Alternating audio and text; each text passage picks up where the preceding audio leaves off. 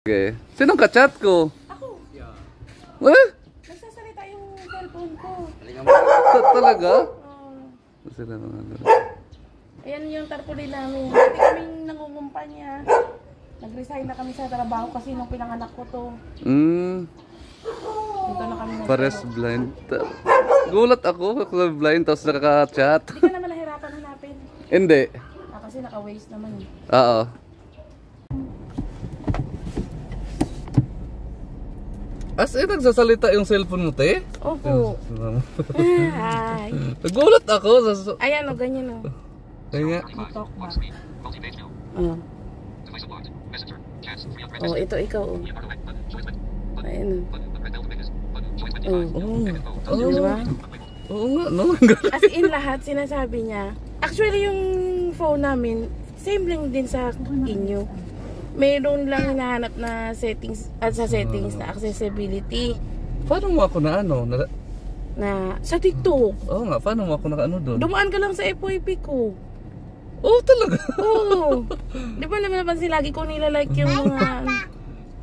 Tapos itong anak ko kasi... in-stalk ko, sabi ko, paano ba itong nakaka-chat?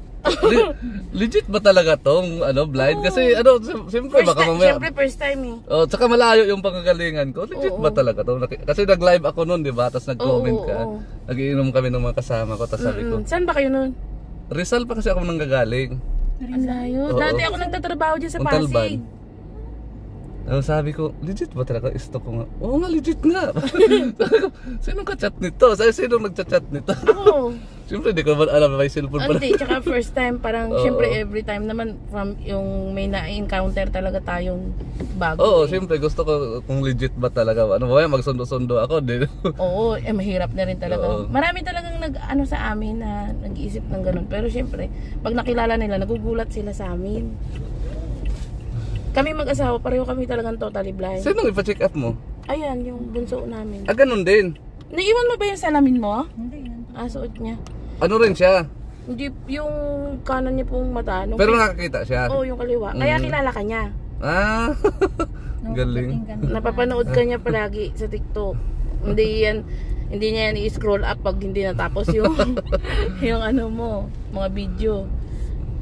Tapos tinuturo ka niya lagi, sabi niya, diyan na lang tayo. Pasit belt nga ako. Okay. Hindi ako marunong. Hindi, wait lang. Kailain ko lang. Wala, gudan lang. Tama na yun sa tapat. Ano mo lang kabay mo? Sarap yan. Okay lang ba? Hindi ka ba nasakal? Hindi naman. Kasi ano yan siya, pinanganak ko nun sa Santa Rosa ako nanganak. Ano yan siya, yung sinabi na agad ng pedya sa amin na yung mata niya nun, ulap-ulap pa lang yun. Parang, ano nga lang yun eh, isang tingin lang, wala pa sigurong parang isang minuto nung pinanganak yan siya eh. Siningil na agad kami ng 675 eh. Ano naman palabas dito? Opta. Dito no? Dulo. Turo mo sa akin tiya. Kabisado mo ba? Ay, ito siguro. Yung basta may makita kaya itong tricyclean, ano ba yun? Oo. Tama dito rotunda to eh. Dito ako pumasok. Pumasok ako doon sa kabila. Sabi ko, may ano kasi to, may mga lusutan. Oo. Tapos sabi nung doon ka sir sa Pero kami kabila. kilala kami dito pag pinagtanong mo kami kung saan yung mga blind na nagmamassage. Hindi na yung address ang tinatanong. Sasabihin, nasaan yung mga blind na nagmamassage? Ituturo na lang yun sa'yo. Tanggalin na. Sana makaalis agad. Tingnan nyo muna kung may bus. Thank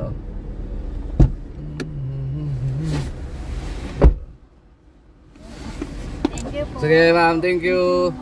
Thank you. Bye bye be. Sige po ma'am. Thank you po. Salamat. Sige po.